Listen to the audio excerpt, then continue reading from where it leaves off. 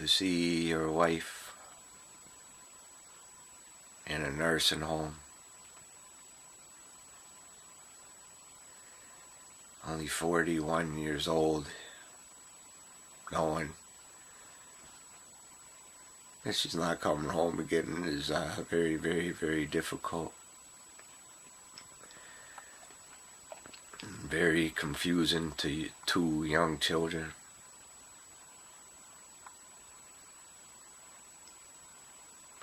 That they are sad, yet still full of energy.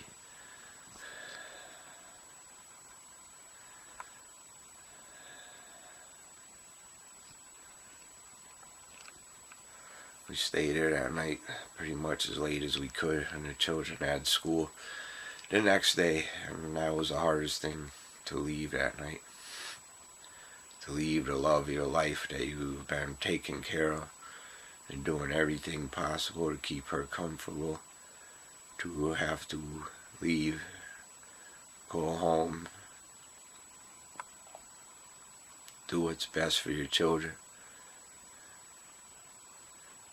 Tore my heart apart.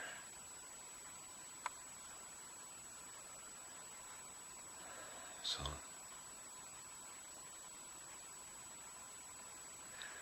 we all gave Karen a big hug and kiss. And she was still responsive at the time, told the children she loved them.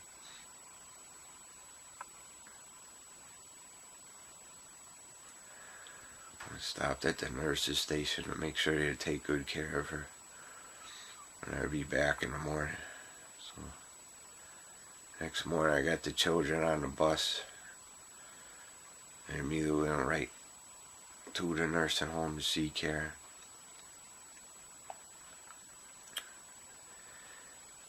Hospice Reiki volunteer met us there.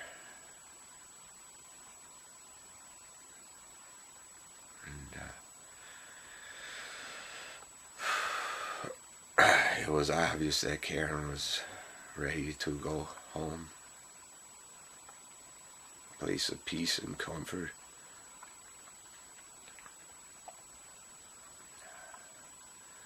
When I got there about 9 o'clock in the morning, I was able to hold a straw to her mouth so she could drink a little bit of water. To moans being the only way she could respond to me.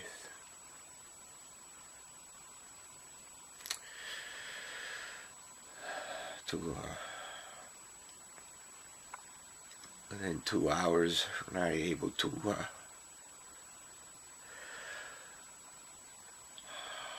a straw in her mouth for her to drink it, use the swab basically to wet her lips and try to wet her mouth, to feeling her body stiffening up. She was shutting down fast. She was ready to go home. I laid by her bed the whole time and cried. I realized how scary it must be for her.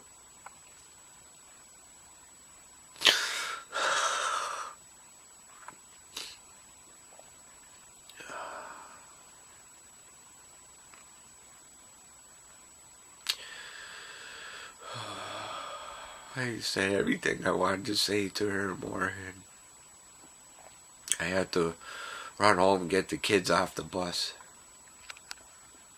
I found great comfort because a woman came in the room and asked me if Karen had a favorite song or anything, and she brought in a little radio and played Hallelujah for her, and was praying and had a prayer shawl. So I felt comfort. I needed to get home quickly before the bus came and get the kids off. And I had about 10 minutes before the bus came, and I decided to take the chainsaw and cut down one of the birch trees in the front and make a cross out of it. I knew Karen was going to pass that that night, that evening, very soon, something just overcame me to do that. I guess there was some sort of comfort. So when the bus came, I got the kids off and told them we need to go see Mommy quickly. And we talked about their day, and I had snacks ready for them in the car, and we drove to see Mommy for what would be the last time. I explained to them, I think Mommy's ready to go, guys. Make sure you tell her everything you want to say. They kind of had a feeling too, so when we got there, they immediately went over and hugged her, cried, talked to her, and found it very difficult because Karen could not respond at the time. Maybe a little moan like that. It was very, very confusing and devastating for the children.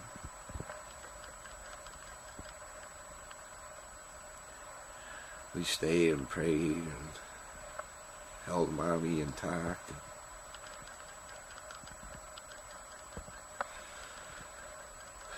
The kids were still full of energy, so there's a little grass field with a table and gardens and stuff outside Karen's window, so I had the kids out there running around looking in on her. And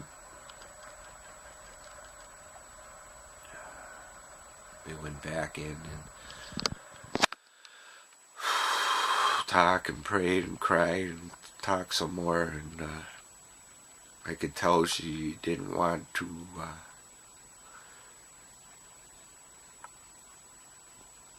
go right in front of us.